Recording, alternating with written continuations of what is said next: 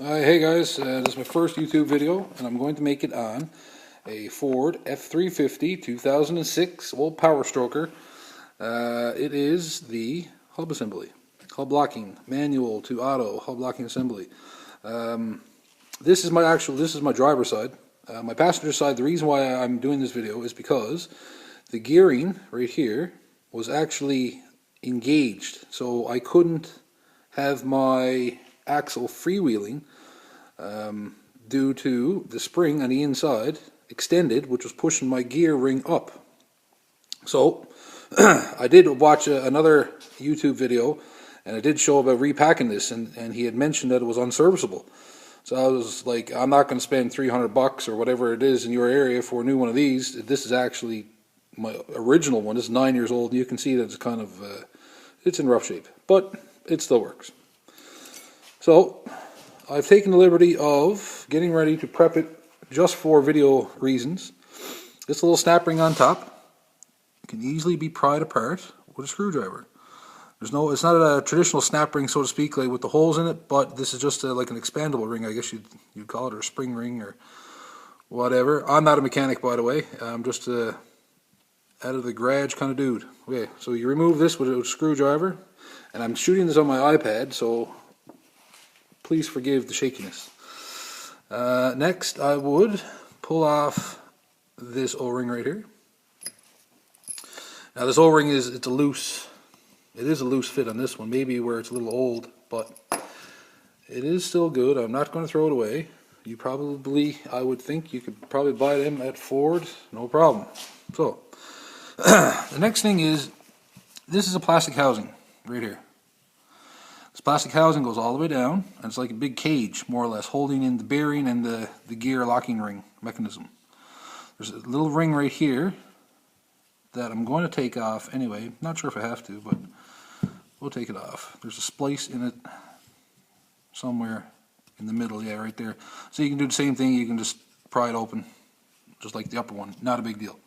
And just lift it straight up this way. This little tin, I guess, is all it really is only slight metal. You need to peel this back. I think this is probably one of the most tedious points of it all. As you can see, I got it peeled back just a little bit right here. So you need to open this up all the way around, all the way around, all the way around. Because right now, for the next step, once you get this opened up, you need to release these. So if you release these, it's not going nowhere because this is catching it. So you need to open up this little sleeve here first. Use a small screwdriver. See if I can get this. Small screwdriver. Open up a portion of it. And then just run your screwdriver sideways all the way around, nice and easy, until it opens itself up. So to get these little tabs, you got to be careful because they are only plastic. They can break pretty easy. So if you can see, I have cut off a little piece of tie strap, this little white little tie strap. All this, I just cut half a dozen pieces or so.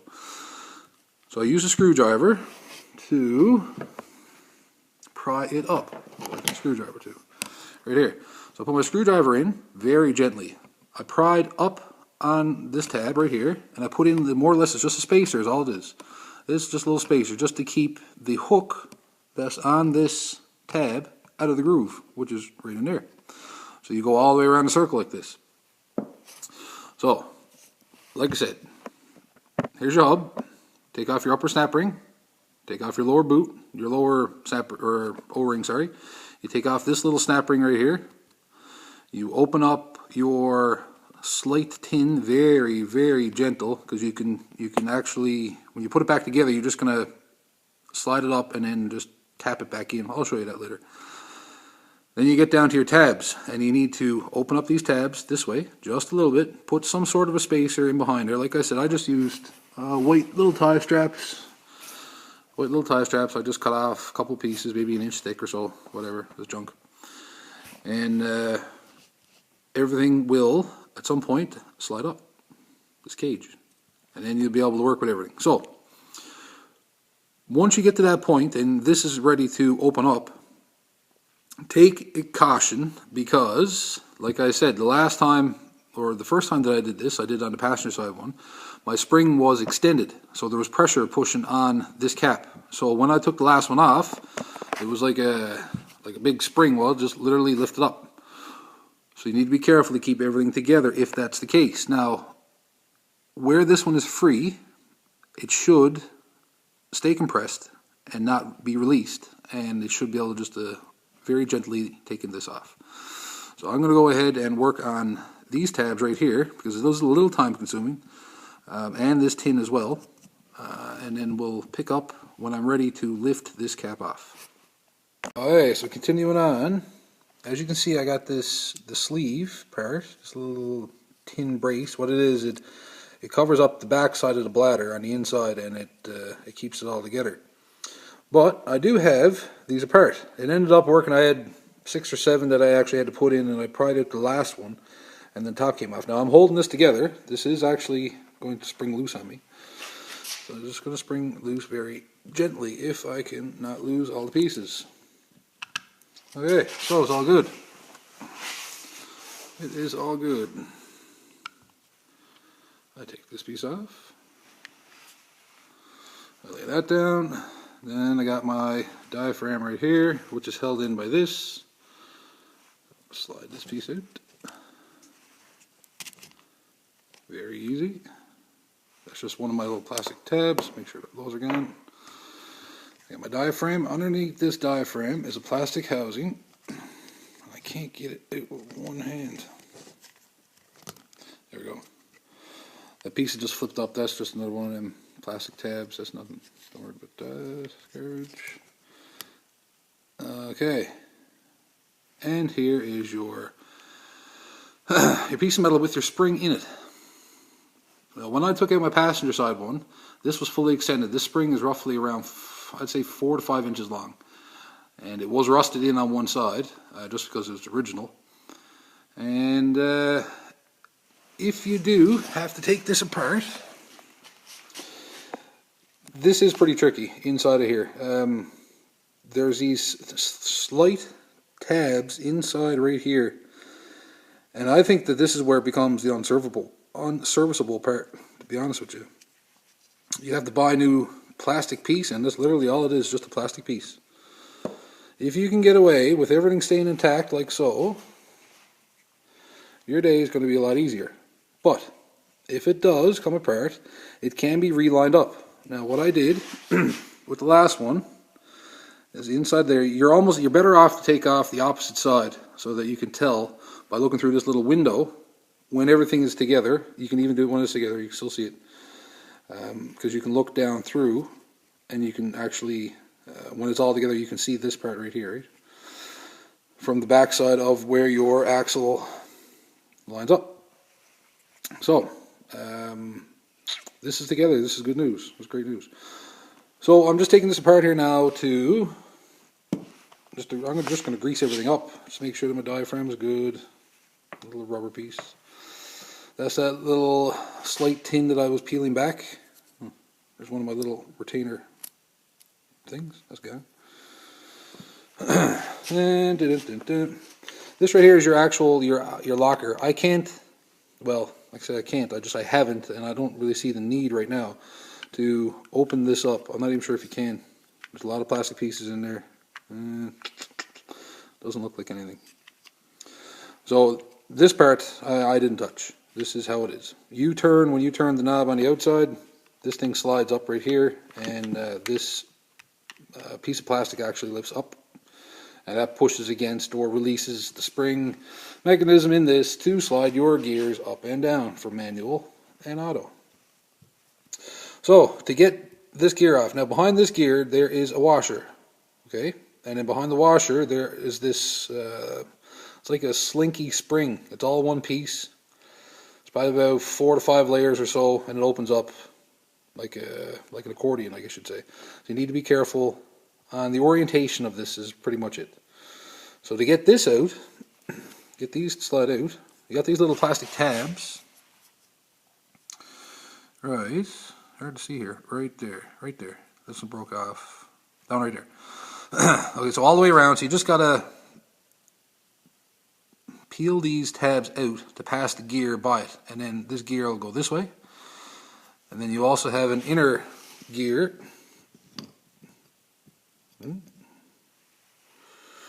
Right here. So you want to pull that out, you re-grease it, have a look at it. Everything looks good.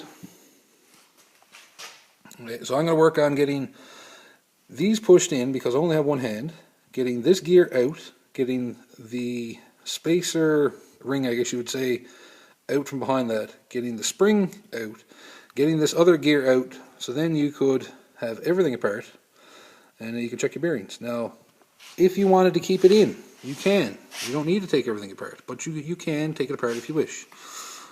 Here's your roller bearings right there. Right? So you can actually get right inside of there and really grease them up if you wanted to. You can take them out and grease out the whole external piece. So I'm just going to take it apart just to show you that it can be done. Okay, I'll be back in a bit. Alright, so here is all the parts taken apart. Just have a look at them all. This is where your bearing is, your needle bearing. Needle bearing groove. If I could roll it, there you go. Just feel for any tight spots, any rough sandy spots, any loose bearings. Just have a visual look at them. You're going to grease the hell out of them after anyway. There's that other locking ring. Goes on the top. This is kind of how it looks. Flat side up this way. Kind of like this. And then this is the gear that actually goes this way. So when you manually move your lock, it pushes this out, which activates that spring, which pushes this up, which locks into this. This is actually like this. And then it makes everything work. So there, that's the scientific explanation. So, okay, so this is the part that I told you to be careful of for the spring. And be careful, as in it is a pain in the butt to line back up sometimes. So, I took it apart for you guys, just to see. Now, it's going to be awkward for me to do this, but I'll give it a shot. This spring right here has two little holes in the top, right in the very center. Right in the very center. So if you flip this over, there are two little guides, plastic guides, right in the center. Now this is what you need to line up with the other part. There's your spring. Of these little tongs, I don't even know what you want to call them. But they need to be lined up. Anyway, what happens is when this gets compressed, when the spring gets compressed all the way, spring gets compressed, these tabs right here, they line up inside on these. And there's actually a little shelf inside of here. And I apologize, I cannot show you right now because it's too hard to see. You can kind of see the outline of what I'm talking about. When you take this apart, you'll have to take the time to understand how they are put together, because if you had to put them back together, it's best to know within. So, okay, so I'm going to put that back together for you. Well, for me, I guess. And that should be it. There's snap ring on top. That is the outer hub O-ring. That's that little piece of tin that we had to peel back. This is the diaphragm right here. Just rubber. Here, just rubber. I'll clean this up. And grease, obviously, everything. There's the little plastic cage that we fucking peeled back. All these little tabs, right? Slid out. And the auto locker again. That's pretty much it. So I'm going to grease it up. I'm going to put it back piece by piece. I'm going to collapse this up. I'll just take another picture to see if I can shed a little light on that situation. Oh yeah, I'll be back. Alright, all greased up, ready to go back together. I know this is getting lengthy, but I don't know, I wanted to be detailed, I guess. Like I said, I'm not a mechanic, but it's just something that I, through reading, found that there was no solution for, anything that I could find, no literature, nothing in the Ford manual. I don't know, so I just follow it along, I guess. If you want to change anything, feel free, I guess. So anyway, there's the bearing. Is inside of there. right now. I took the number off of it, if anybody is looking for the number, and for some reason it is not on there. I wrote it down, Autolock hub bearing, FC69886. That's for anybody who wants to redo it, I guess, if ahead of time before it fails. So, this little spacer ring, my guess is that it protects the seal face on the bearing. That is my only guess. That's the only thing I can see for its purpose, is to sit right there, like so. Okay, that's how it came out. So, that's how I'll put it back together. Here's our little slinky spring, I guess you'd say. I don't even know what. There's definitely a name on this, and I have no idea what it is. There's no part number on this. Just a slinky. Anyway, that goes in like so. And then we got our other cog. Now, there is guides on these. They're not all 100% geared. There's 3 and a space, 3 space, 3 space, 3 space. So anyway, you just got to line it up. All you got to do is line it up.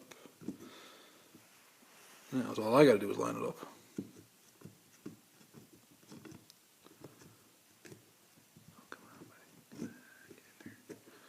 I'm just going to lay down this iPad for a second just to get it. Oh, no, yeah. Alright, that took more than a second. So, you line it up, push it down, and push it past these little tabs right here. One tab there, there's a tab there, there's a tab right there. Tabs all the way around, except for right there, and right there. So ultimately, this actually holds this gear in, so it doesn't slide all the way up. Once all the pieces are together, this is not going to move past this part. So that's that fucking much so far. Then we'll ram this top piece down inside of it. That's where your upper snap ring goes. So the gear's all greased up. Now this might not be enough grease, but like I said, not a mechanic. So I'm just going by what I think. Drop this down in there, like so. Like that. Okay. Starting to come together. You can see that the cage, that's where top snap ring goes.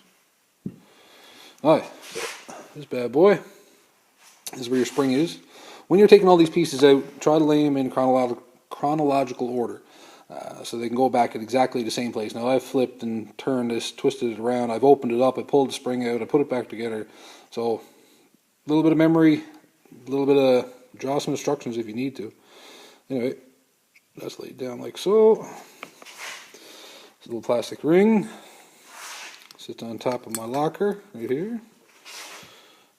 Here comes my diaphragm. I still never cleaned that up. Alright, now I know I just jumped from over there to there, but I just cleaned it up. This goes down on top like so. Sits right in there. And then this ring goes down over like so. Okay, see how it lines up? All these line up on top. Now, it only goes one way. Okay, and these tabs, this little outer ring just folds right over after. Folds over. Let's protect your little diaphragm. Down like so. And then the last part is this one. So, when you line this up to push it down, it'll literally just line up. You push it in, these little black clips will sit in that little shiny part right there, and then it's all one unit. Alright, so there's no orientation for this. Push it in, it'll literally just clip right up to it. That's it. I'm done. It's not all together, but I'm done playing around with this iPad. Anyway, you put this snap ring on top like so. You make sure that you put your other O-ring on the outside. Give it a couple function tests. Now, I've already functioned this. It works like a dream. Way, way, way better than what it was. And like I said, I fixed the other one as well. So now all that works. Now my axle on the passenger side is not turning everywhere I go. Thank you very much. I hope this helps. I'm sorry that is long-winded. And keep on stroking, buddy.